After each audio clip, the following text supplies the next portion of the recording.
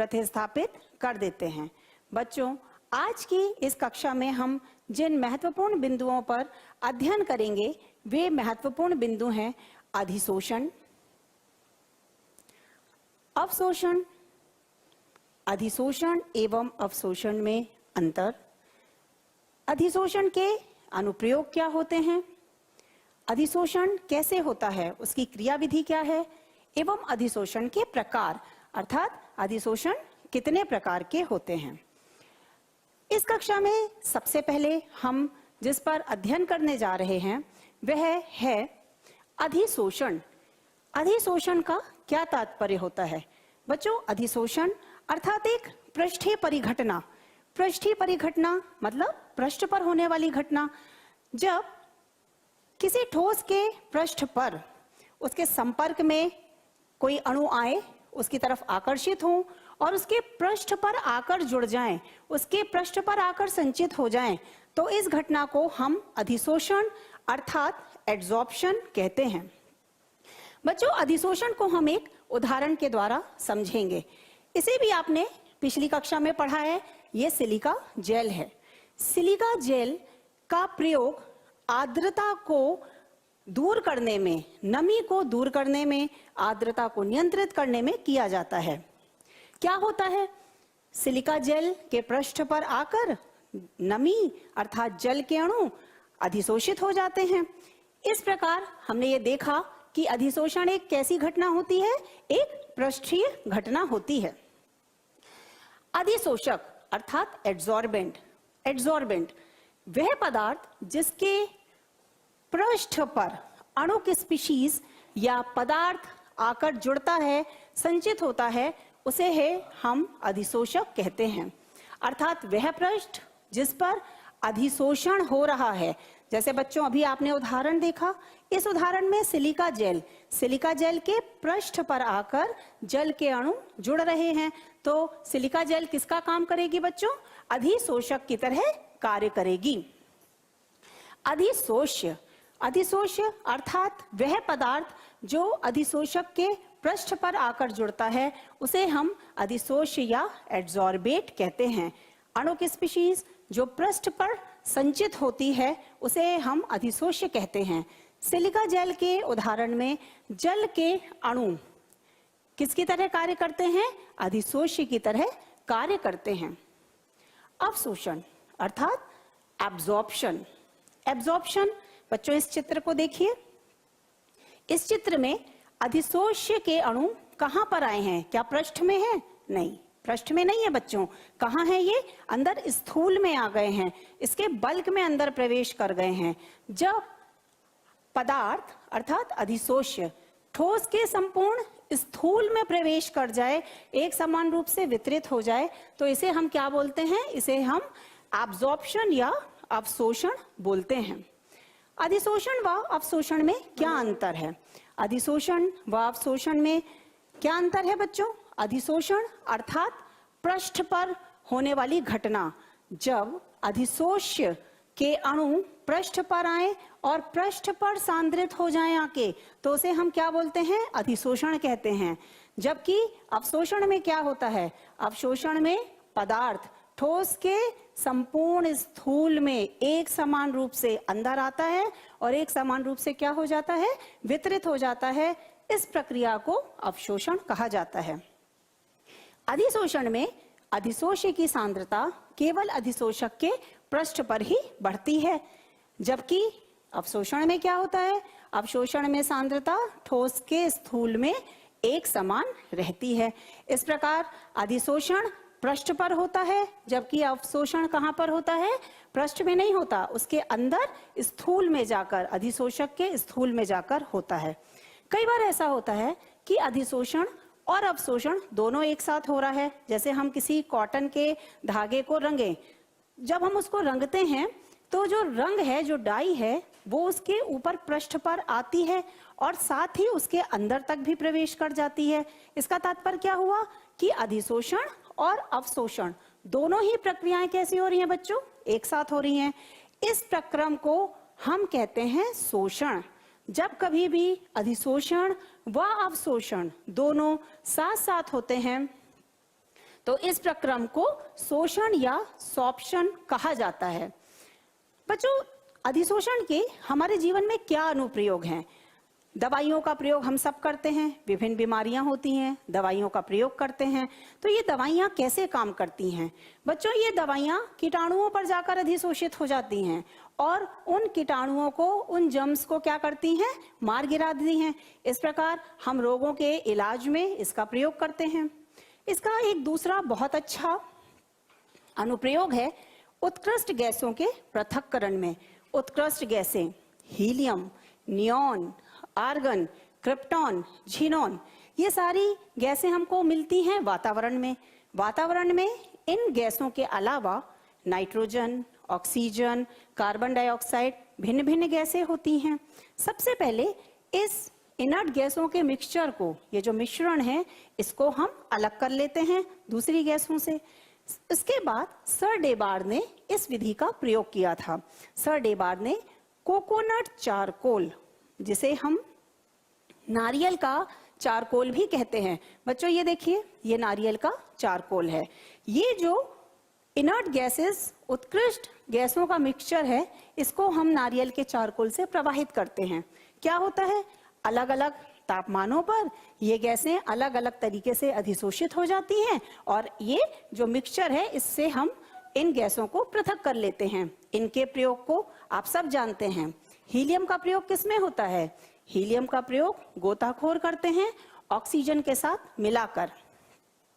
बच्चों, उत्कृष्ट गैसों के पृथक्करण के बाद हम पढ़ेंगे विषमांगी उत्प्रेरण में किस प्रकार अधिशोषण का प्रयोग होता है। विषमांगी उत्प्रेरण अर्थात जब अभिकारक और उत्प्रेरक, उन दोनों की भौतिक अवस्थाएं पृथक पृथक हों। बच्चों देखिए, हैबर विधि में अमोनिया का निर्माण। हैबर विधि में जब हम अमोनिया का निर्माण करते हैं, आयरन उत्प्रेरक का प्रयोग करते हैं। अमोनिया का निर्माण नाइट्रोजन व हाइड्रोजन से होता है। बच्चों, आप जानते हो, नाइट्रोजन गैसीय प्रावस्था है, हाइड्रोजन गैसीय प्रावस्था है, और आयरन को तो आपने देखा है, आयरन कैसा होता है? ठोस अवस्था में होता है। तो इसकी अवस्था ठोस हो गई, नाइट्रोजन और हाइड्रोजन की अवस्था कैसी हो गई? गैस हो गई। तो जब उत्प्रेरक और अभिकारक, उन दोनों की प्रावस्थाएं अलग अलग होती हैं, हम उसे कौन सा उत्प्रेरण कहते हैं? विषमांगी उत्प्रेरण कहते हैं। दूसरा उदाहरण है संपर्क विधि से H2SO4 का निर्माण।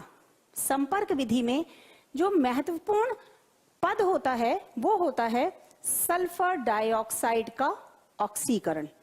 सल्फर डाइऑक्साइड का ऑक्सीकरण O2 के साथ होता है। सल्फर डाइऑक्साइड गैस है, ऑक्सीजन भी कैसी है बच्चों? गैस है। इन दोनों का ऑक्सीकरण कराने के लिए हम V2O5 उत्प्रेरक का यूज करते हैं या फिर प्लैटिनम उत्प्रेरक का प्रयोग करते हैं। क्या होता है? दोनों की अवस्थाएं अलग अलग हैं। ये दोनों गैस और प्लैटिनम ठोस अवस्था में विषमांगी उत्प्रेरण है। जब सल्फर डाइऑक्साइड व ऑक्सीजन गैस के मिश्रण को इस कैटालिटिक स्तंभ से हम पास कराते हैं तो सल्फर ट्राइऑक्साइड का निर्माण होता है। ये एक विषमांगी उत्प्रेरण का उदाहरण है जो कि अधिशोषण के माध्यम से होता है। इस प्रकार आपने देखा कि किस तरह से विषमांगी उत्प्रेरण में अधिशोषण का प्रयोग होता है और हम उद्योगों में विभिन्न प्रकार के उत्पादों का उत्पादन करते हैं। अगला है झाग प्लावन विधि। झाग प्लावन विधि धातु कर्म में प्रयोग में आती है। धातु कर्म में अयस्कों के सांद्रण में झाग प्लावन विधि का प्रयोग किया जाता है। सल्फाइड अयस्क के सांद्रण में झाग प्लावन विधि का प्रयोग करते हैं। इस विधि में अयस्क को पानी व चीड़ के तेल के साथ लिया जाता है। तेज स्पीड से वायु प्रवाहित की जाती है। अयस्क झाग के साथ ऊपर अधिशोषित होकर ऊपर आ जाता है। इस प्रकार हम अयस्क को पृथक कर लेते हैं। तो बच्चों, ये विधि किस पर निर्भर कर रही है? ये भी अधिशोषण पर निर्भर कर रही है। झाग प्लावन विधि के बाद हम पढ़ेंगे रंगहीन विलयन बनाने में। आपने देखा है कि गन्ने की शर्करा, जो गन्ने की शर्करा होती है, वो रंगीन होती है और विभिन्न ऐसे कई रंगीन विलयन, यदि हम चाहें कि उसे रंगहीन करें तो जानता चारकोल का प्रयोग करते हैं। बच्चों, चारकोल भी एक बहुत अच्छा अधिशोषक होता है। जानता चारकोल से जब रंगीन विलयन इसमें डाला जाता है, रंगीन विलयन डालते हैं तो वो पार्टिकल्स इसमें अधिशोषित हो जाते हैं और जो नीचे हमें मिलता है वह रंगहीन छना हुआ पदार्थ प्राप्त होता है। इस प्रकार विभिन्न विलयनों को रंगहीन करने में हम अधिशोषण का प्रयोग करते हैं। एक अगला बहुत महत्वपूर्ण उदाहरण है गैस मास्क बनाने में। बच्चों, ये गैस मास्क है। गैस मास्क का प्रयोग कोयले की खदान में किया जाता है। कोयले की खदान में कई विषैली गैसें निकलती हैं, मीथेन है, कार्बन डाइऑक्साइड है। वहां पे जो भी व्यक्ति कार्य कर रहे हैं उनको जब वे सांस लेते हैं तो ये गैसें उनको नुकसान करती हैं। गैस मास्क में सकृत चारकोल या अधिशोषकों का मिश्रण डला होता है। जब ये मास्क लगाया जाता है, गैसें इस पे आती हैं, सकृत चारकोल या अधिशोषकों पे आकर अधिशोषित हो जाती हैं एवं वहां कार्य करने वाले व्यक्ति इसके दुष्प्रभाव से मुक्त हो जाते हैं। इस प्रकार आपने देखा कि अधिशोषण हमारे दैनिक जीवन में कितना उपयोगी है। दैनिक जीवन में न केवल ये उद्योगों के क्षेत्र में बल्कि विभिन्न रोगों के इलाज में, तत्वों के निष्कर्षण में इसका हम प्रयोग करते हैं। बच्चों, अधिशोषण होता कैसे है? अधिशोषण की क्रियाविधि क्या है? अधिशोषण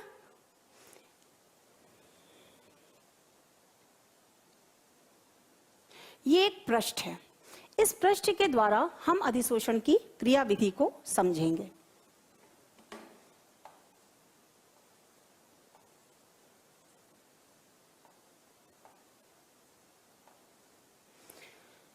बच्चों, जो कण पृष्ठ के अंदर हैं वो अपने ही जैसे दूसरे कणों से घिरे हुए हैं। चारों तरफ से उन पे लगने वाला आकर्षण बल कैसा है? एक समान है।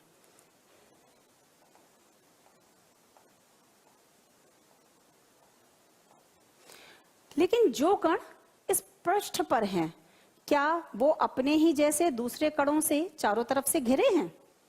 क्या इधर इनके ऊपर वैसे ही समान कण हैं? नहीं है। ये सिर्फ यहाँ इस तरफ अपने ही जैसे समान कणों से घिरे हैं। इसका तात्पर्य क्या हुआ कि पृष्ठ पर उपस्थित कण असंतुलित आकर्षण बल का अनुभव कर रहे हैं और यही असंतुलित आकर्षण बल अधिशोष्य के कणों को अपनी ओर आकर्षित करता है। इसी असंतुलित आकर्षण बल के कारण अधिशोष्य के कण आते हैं, इसके ऊपर आकर अधिशोषित हो जाते हैं। बच्चों, अधिशोषण एक ऊष्माक्षेपी प्रक्रिया होती है। ऊष्माक्षेपी का मतलब होता है एक ऐसी प्रक्रिया जिसके दौरान ऊष्मा बाहर निकल रही है। बच्चों, पिछली कक्षा में आपने पढ़ा है कि ऊष्माक्षेपी प्रक्रम के लिए एंथैल्पी, H को हम एंथैल्पी बोलते हैं, डेल्टा H यानी एंथैल्पी चेंज का मान माइनस मिलता है, ऋणात्मक होता है। अधिशोषण एक स्वतः होने वाला प्रक्रम है। स्वतः का मतलब क्या हुआ? स्वतः का तात्पर्य होता है ऐसा प्रक्रम जो अपने आप हो। अपने आप अर्थात अधिशोष्य और अधिशोषक यदि आपस में पास पास आ रहे हैं तो हमें कोई बाह्य कार्य करने की जरूरत नहीं है। अधिशोष्य आएगा, अधिशोषक के पृष्ठ पर जाकर अधिशोषित हो जाएगा। इसका तात्पर्य होता है स्वतः। तो स्वतः हो रहा है, इसके लिए ऊष्मागतिकी की एक शर्त है, डेल्टा जी गिब्स मुक्त ऊर्जा का मान ऋणात्मक होना चाहिए। ये आपने पिछली कक्षा में पढ़ा है कि डेल्टा जी का मान जिस अभिक्रिया के लिए ऋणात्मक होता है वह अभिक्रिया स्वतः होती है। बच्चों, Gibbs Helmholtz equation delta G बराबर delta H minus T delta S. Delta G मुक्त ऊर्जा में परिवर्तन है, डेल्टा एच एंथैल्पी में परिवर्तन, डेल्टा एस एंट्रोपी में परिवर्तन एवं टी तापमान है। बच्चों, डेल्टा एस का मान कैसे ज्ञात करेंगे हम?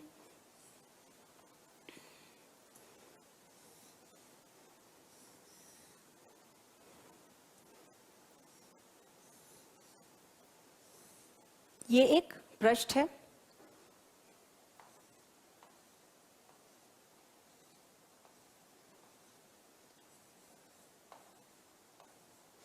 ये गैस के अणु हैं।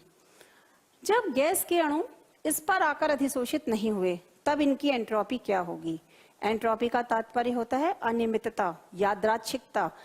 ठोस, द्रव व गैस में सबसे ज्यादा अनियमित गति किसकी होती है? सबसे ज्यादा अनियमित गति गैस की होती है, क्योंकि गैस के कणों के मध्य आकर्षण बल कम होता है। हमने माना कि इसकी एंट्रोपी S1 है। जब ये आए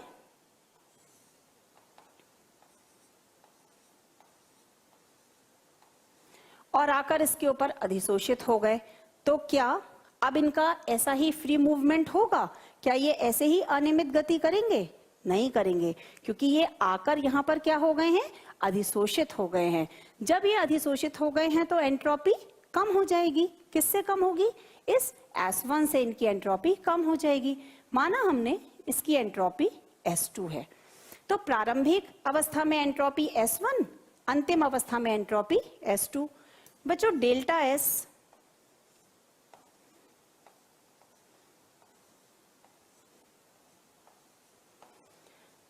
S बराबर अंतिम एंट्रोपी मतलब final entropy minus initial entropy, प्रारंभिक एंट्रोपी। अंतिम एंट्रोपी S2 है, प्रारंभिक एंट्रोपी S1 है। इन दोनों में किसका मान ज्यादा है? S1 का मान ज्यादा है, क्योंकि यहाँ पर अभी गैस मुक्त अवस्था में है। यहाँ हमें S1 का मान S2 से ज्यादा मिल रहा है। ये देखिए, S1 का मान S2 से ज्यादा मिल रहा है, तो डेल्टा S कैसा मिलेगा? डेल्टा S ऋणात्मक मिलेगा, क्योंकि S1 की वैल्यू S2 से क्या है? ज्यादा है। इस समीकरण में delta H is equal to minus T delta S है। डेल्टा S माइनस हो गया और इसके पहले माइनस का साइन लगा है, तो माइनस माइनस क्या हो जाएगा? प्लस हो जाएगा।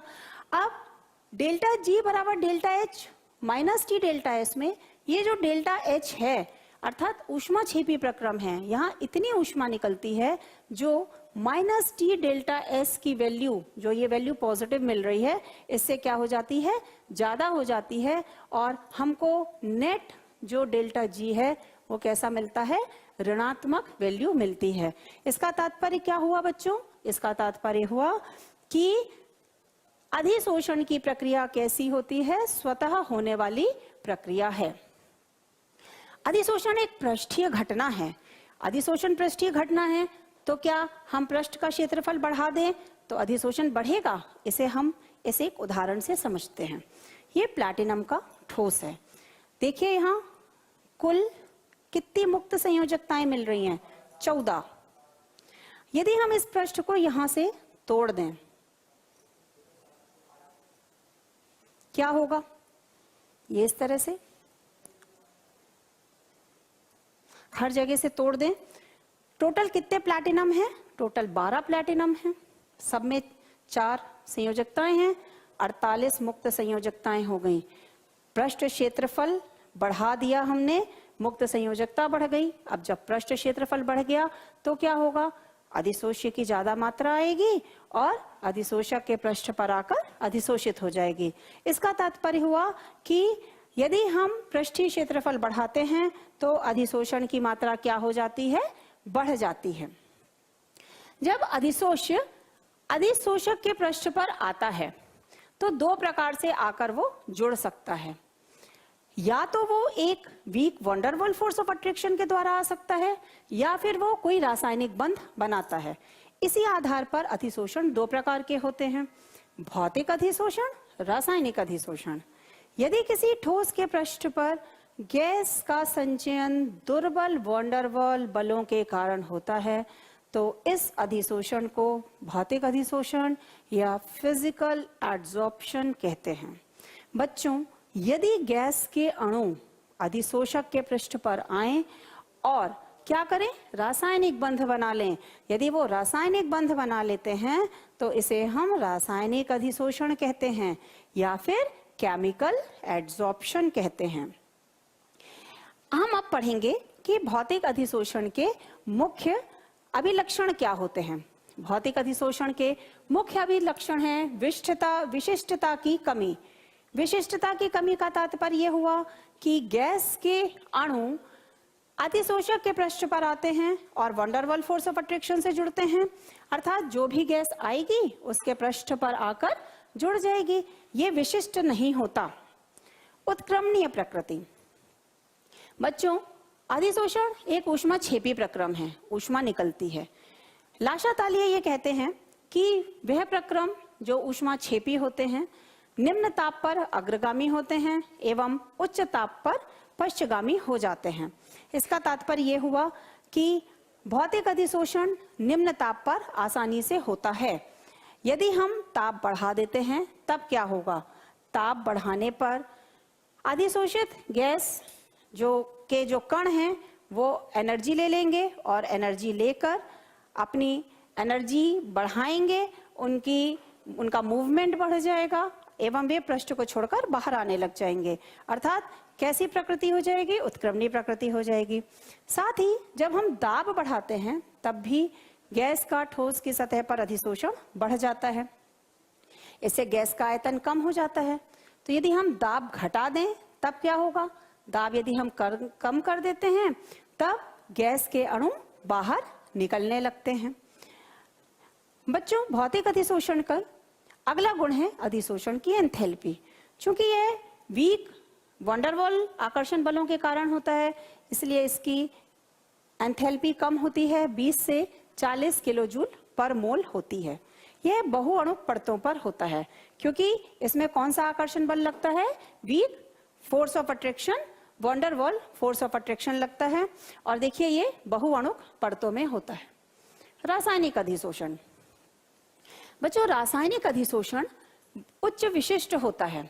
क्यों उच्च विशिष्ट होता है? क्योंकि यहां पर रासायनिक बंध बन रहा है, अधिशोष्य व अधिशोषक के मध्य रासायनिक बंध बन रहा है, इसलिए यह उच्च विशिष्ट होता है। उदाहरण के तौर पर ऑक्सीजन धातुओं पर ऑक्साइड बनाती है और उस पर अधिशोषित हो जाती है। अनुत्क्रमणीयता। रासायनिक अधिशोषण यौगिक बनाते हैं, यौगिक बनने, रासायनिक बंध बनने के कारण होते हैं, इसीलिए ये अनुत्क्रमणीय होते हैं। निम्न ताप यदि होता है तो रासायनिक अधिशोषण धीमी गति से होता है, लेकिन यदि हम ताप बढ़ा देते हैं तो रासायनिक अधिशोषण की जो दर है, जो उसकी मात्रा है, वह भी बढ़ जाती है। ऐसा इसलिए होता है क्योंकि रासायनिक बंध बनने के लिए उच्च सक्रियण ऊर्जा की आवश्यकता होती है। अधिशोषण की एंथैल्पी।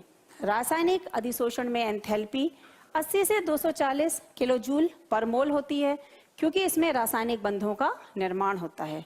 बच्चों, रासायनिक अधिशोषण एकल अणु परत में होता है। ये एक अणु परत में होता है। एक बार अधिशोष्य आया, अधिशोषक के पृष्ठ पर आकर उसने रासायनिक बंध बना लिए एवं अधिशोषण की प्रक्रिया पूर्ण हो जाती है। बच्चों, इस प्रकार आपने देखा कि अधिशोषण कैसे होता है। अधिशोषण में अब हम अधिशोषण से संबंधित कुछ अभ्यास प्रश्नों को करेंगे। अधिशोषण की प्रक्रिया में एंट्रोपी घटती है क्यों?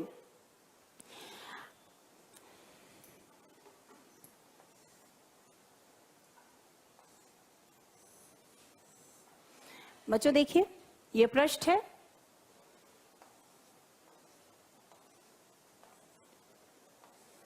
ये अधिशोष्य है। जैसे ही ये इसके पृष्ठ पर आया,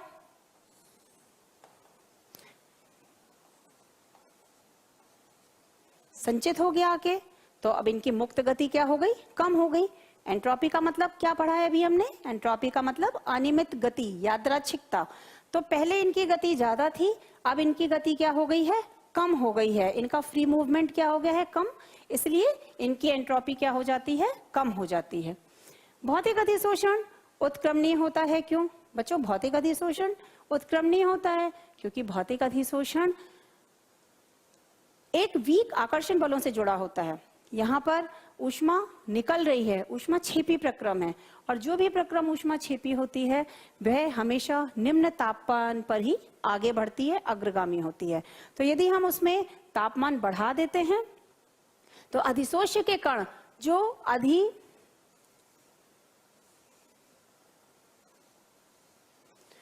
अधिशोष्य के कण जो अधिशोषक के पृष्ठ पर आए हैं वो निकल के बाहर निकलने लगते हैं, जिसे हम विशोषण की प्रक्रिया कहते हैं। इसलिए यदि हम चाहते हैं कि भौतिक अधिशोषण अग्रगामी हो तो हमें तापमान कैसा रखना पड़ेगा, निम्न रखना पड़ेगा, और ताप बढ़ाने पर ये अणु बाहर निकलने लगेंगे। तापमान बढ़ाने पर भौतिक अधिशोषण घटता है, इसे प्रश्न को अभी हमने देखा। बच्चों, गृह कार्य, अधिशोषण ऊष्माक्षेपी क्यों होता है? सूक्ष्म, दूसरा प्रश्न है, सूक्ष्म विभाजित पदार्थ अधिक प्रभावी अधिशोषक क्यों होते हैं? सूक्ष्म विभाजित पदार्थ,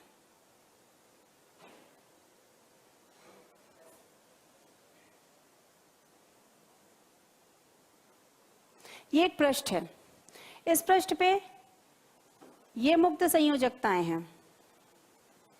इस पृष्ठ पर यदि हम इस पृष्ठ को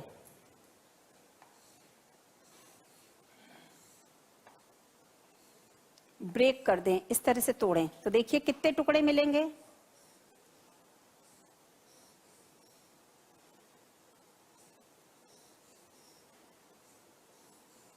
ये देखिए 4 टुकड़े मिल गए हमें। तो ये पृष्ठ और ये पृष्ठ जो यहाँ पे कॉमन था, ये अलग अलग हो गया। ऐसे ही ये पृष्ठ और ये पृष्ठ जो यहाँ कॉमन था, अलग अलग हो गया। मतलब हमारे पास पृष्ठ का क्षेत्रफल बढ़ गया। तो अब अधिशोष यहाँ आके इनको ज्यादा जगह मिल रही है अधिशोष को इधर पर आकर जुड़ने की, ऐसे यहाँ पृष्ठ क्षेत्रफल बढ़ गया।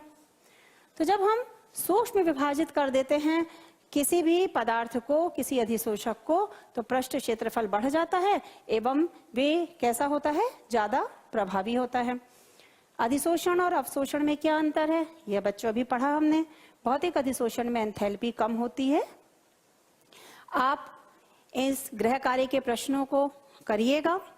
बच्चों, अगली कक्षा में हम जिस बिंदुओं पर अध्ययन करेंगे वे है अधिशोषण समतापी, अधिशोषण समतापी के बाद फ्रेंडलिक अधिशोषण समतापी एवं उत्प्रेरण के बारे में अध्ययन करेंगे। धन्यवाद।